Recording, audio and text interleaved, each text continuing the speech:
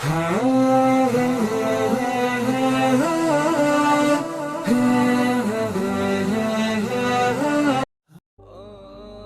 ما شئت في الدارين تسعد، وفي أوج العلا ترقى وتصعد، وتعطى الفوز والملك المؤبد، فأكثر من الصلاة على محمد. وإن شئت القبول في الدعوات فلتختم بالصلاة على محمد. وإن كانت ذنوبك ليس تحصى تكفر بالصلاة على محمد. فما تتضاعف الحسنات إلا بتكرار الصلاة على محمد. وعند الموت ترى أمورا تسرك بالصلاة على محمد.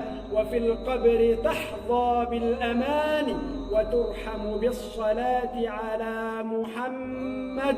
ولا تخشى من الملكين رعبا، وإذا سألاك فقل لهما محمد.